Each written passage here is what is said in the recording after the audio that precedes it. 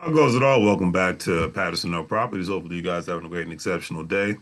Before I go forward with today's topic, I just want to let you know Patterson No Properties, we wholesale properties within the DMV area. If you're a wholesaler, if you're a person in a distressed property situation, contact us. Our website is in the description. And if you're a stock market investor, crypto investor, individual retirement account investor, do not forget to check out WEBULL stash acornscrypto.com, Coinbase. All the links will be in the good old description. All right, let's get into it. Now, I read this article the other day before all the craziness started happening. As you know, Tiffany Haddish and Aries Spears has been trending for the last week because of the situation that happened. If you follow my other channel, Larry's Anything Goes, I talked about it in depth last night. And so go to my other channel, please, and check it out, you know. But anyways, on a positive note, I wanted to talk about this before things get even crazier. Tiffany Haddish, one thing I have to give her credit for, whether you like her, love her, hate her, um, I did not realize that she paid her off her house with 80 grand from the girls trip movie that she when she because none of us really knew about her until that movie Girls Trip, which was with Queen Latifah, Jada Pinkett Smith, unfortunately, and the other girl. I think her name was Regina King, or forgot her name. But anyways, it was a great movie that came out a long time ago, and back in 2016, 17. So, anyways, she did a smart thing by paying. This was her first big movie role, and with $80,000, she paid off her house. And she stated, and I quote, "I was afraid of being homeless again." And anybody who's ever been homeless, it's nothing. There's nothing cool about it. There's nothing funny about it. And the fact that Kevin Hart helped her get a place. The fact that Kevin Hart helped her get a place. It wasn't the best of places, but I think it was a one bedroom or an efficiency apartment. And he helped her get it. Says a lot, and that's why she'll ever forever be grateful to him. Not indebted to him, but she says, she even tries to pay him back, and he won't have it at all. So I got to give a lot of love and respect and credit to that. But anyways, I digress. So this is smart because most people, they when they get a bag on any level, when they make a lot of money on any level, they end up always spending it on crap, especially like back in the 90s and early 2000s when a lot of music artists would get their deal and they would just spend it on, jewelry and cars, and they weren't thinking about saving their money. They weren't thinking about investing their money. They weren't thinking about buying a house. They just, not being business minded and invested minded wasn't a big thing back in those days, and I'm very happy that it is like that to this day. And Tiffany Haddish, like I said, love her or hate her, she has a boss mentality. She is an entrepreneur, and she's actually put a lot of other people on all at the same time. So I got to give her love and respect on that one. But I will read this verbatim. It says the formerly homeless actress revealed her spending habits, including living off a $500 per month early in her career. When she began booking roles on Tyler Perry's "If Loving You Is Wrong" and the Carmichael Show, where she started making a little bit of money from acting. She stated, and I quote, and I didn't even realize that she was doing all that stuff before she landed the role Girls Trip. So, kudos to her for that. But she says, I started trying to figure out how to create generational wealth. The fastest way to do it, and the first way you should go about doing it is to buy some land. Tiffany Haddish said, and she said, before we even got into season 2 of the Carmichael Show, I bought a house. Everybody told me I should wait, but I didn't care. I just knew I was going to have to always make enough money to take care of me and the house, and that's what I did. And the thing, like I said, the thing is, when you become homeless, a lot of people have a. I'm never once I get out of this situation, I'll be darned if I ever get back into it ever again. I will kill, I will maim before I ever get back into that situation ever again. And she did the smart thing because she started making money on these other television shows. She's like, hey, let me buy a house. I have a mortgage, And the beautiful thing is she bought a house in South Los Angeles, known as South Central, during a time when the housing market was a lot cheaper compared to what it is now. And her property values on her house has gone up 3 to 4 times because she bought it during the downturn of the market.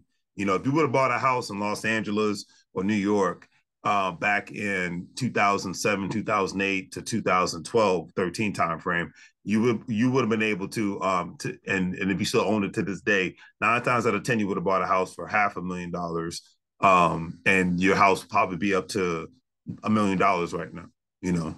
Or you could have bought a house even back then for $200,000 to $300,000. And if you held on to that home, your house would be up to $1 million or more dollars right now. That's the power of owning real estate. Anyways, so I just have to give her credit on that one. She says, before we even got into season 2 of the Carmichael Show, I bought a house. Maybe I already read that part. The card counter star added. Between that, the show's next season, the Keanu movie, which I didn't see, but I just found out today that she was actually in, and making sure that I can live comfortably off of $500 a month, I was able to pay off half the house. The girls' trip check was the final check. So she already paid off half the house beforehand, which was smart because even though the taxes in Los Angeles are ridiculous, but the fact that she didn't have to worry about having a mortgage. So you don't have a mortgage, and all you got to do is worry about property taxes, insurance, and utilities. You know, that cuts down your cost of living tremendously, especially for a person that used to be homeless, especially for a person who is basically a general contractor, because when you're in the entertainment industry, you're not specifically working for somebody like a regular 9 to 5. You're going from job to job. Like people who are construction workers working on a house, once the job is done, they got to go to the next job, to one contract to the next contract. Same thing in the entertainment industry. The girls' trip check was the final check. People told me to spend it in other ways, but I used it to pay off the house because I was always afraid of being homeless again. And which was very smart. It's like that was her asset, that she's like, hey, I'm not ever trying to be homeless again. It's harder to to kick somebody out of a home when you don't have a mortgage on them. And usually, even when you fall behind on paying your taxes on your property, usually the city or the county government exhaust all resources. That's why they have the tax liens and whatnot, because they're like, hey, even if your house goes in the quote unquote gets seized by the government because tax evasion, they'll do a tax lien instead of just a tax sale. And then they're like, hey, usually they do a tax lien before they do a tax sale. It's like, hey, and we'll give you a year. Some states it's up to a couple of years for you to pay your taxes off, but we want our money, so we're going to put a tax lien out there, have somebody pay off the lien, and if you don't pay us within a certain amount of time frame, so they'll give you up to a year to 2 years sometimes. If you don't pay us in a certain amount of time frame, then the house will be the person who won the tax lien. So that's just how the game goes in that aspect. Anyways, the article says the haunted mansion actress dedicated to her home payoff. Now I have a surplus money, Haddish stated, but I'm still afraid of being poor again. Even every movie I made, I would just buy another piece of land or a house. The 2017 smash hit Girls Trip solidified Haddish as a breakout star, shining opposite Queen Latifah, Jada Pinkett Smith, and Regina Hall. There was Regina Hall, not Virginia King. In the buddy comedy, Haddish shared in 2020 that she was only paid $80,000 for the film, which grossed more than $140 million on a reported $20 million budget. Wow. With talks of Girls Trip sequel back in 2020, Haddish told the Huffington Post that the production stalled because an executive said, oh, you guys want too much money to come back. Of course, because they were bigger stars now. But, that's business, right?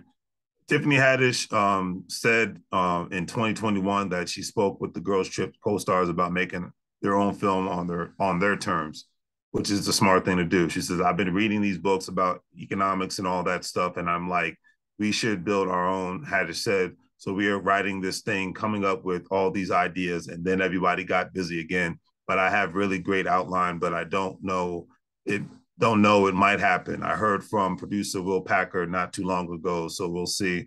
I don't know. I wish, and if it's not Girls Trip, we'll make our own. And that's what you got to do a lot of times. You wait on other people. A lot of times you wait till the day you die and whatnot. So, and that's what it is. When you get a certain amount of money, you're supposed to put it into something that's going to make your life easier and put it into an asset so that you can grow your financial portfolio. That's my mindset. All right.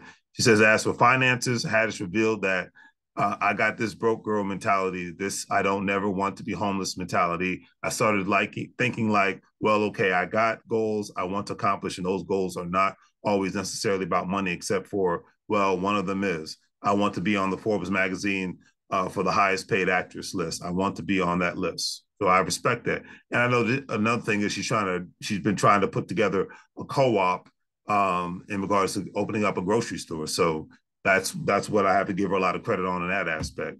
Um, and she's, obviously she has more of a clarified look on what she's trying to do. She's trying to be more of a high paid actress than she is a high paid comedian. She says it's not.